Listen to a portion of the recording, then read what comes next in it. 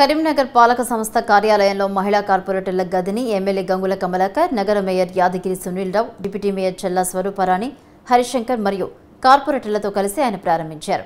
మహిళలు రాజకీయంగా మరింత ఎదగాలని ఈ సందర్భంగా ఆయన కోరారు.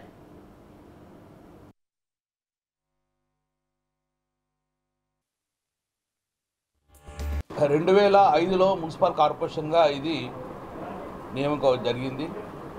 ఆ రోజు కూడా నేను మున్సిపల్ కార్పొరేటర్గా ఉండి ఆ రోజు కూడా మహిళా సోదరుల డిమాండ్ ఉండే మాకు కూడా ఒక వెయిటింగ్ హాల్ ఇవ్వాలి అని చెప్పడం జరిగింది.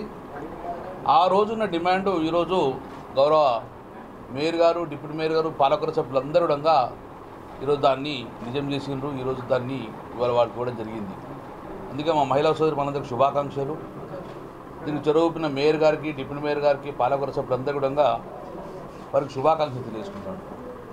అప్పుడు 33% ఉండే మహిళా రిజర్వేషన్, మహిళా సోదరు మళ్ళీ ఎక్కువ ఉండబోతున్నారు. కార్పొరేటరు 50% ఉన్నారు రిజర్వేషన్, కానీ 50% ఎబో కూడా కార్పొరేటర్ ఇద్దరు ఉన్నారు ఇక్కడ. అందుకే మన మహిళా సోదరు మళ్ళీ గౌరవం ఇవ్వాలి అనే ఉద్దేశంతో ఈరోజు వారికి ఒక మహిళా వెయిటింగ్ హాల్ ఇవ్వడం జరిగింది.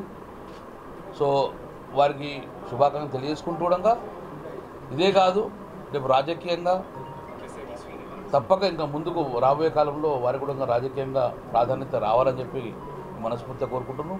మీ అందరికీ కూడా ఎప్పటికి కూడా చిరస్థాయి పేరు ఉంటుంది. ఎందుకంటే అప్పుడున్న గదులు చాలా తక్కువ ఉంటుండే, ఈరోజు మంచి మెయిన్ హాల్స్ అయినాయి, అద్భుతంగా అధునితమైన హాల్ ఉన్నది కాబట్టి, సో స్పేస్ దొరికింది కాబట్టి ఆ స్పేస్ కొనంగా